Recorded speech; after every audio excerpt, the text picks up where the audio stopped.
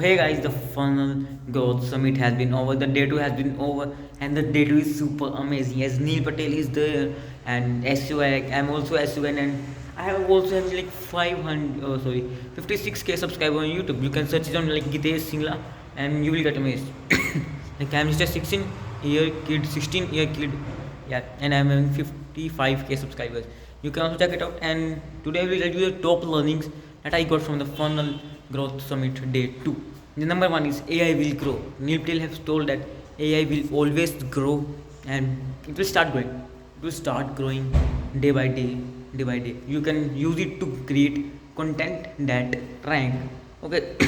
The number two my learning is connect more and more people. Like what I have done is today I have like a lot of people. You will easily get client.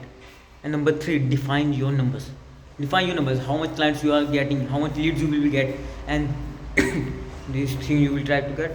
Number four, track all the things, track all the conversion, how conversion you are getting, how much sure it is this, and how all the things. And these are my top four learnings which are mine, and let's share your learning in the comment box. Let's see what are you learning.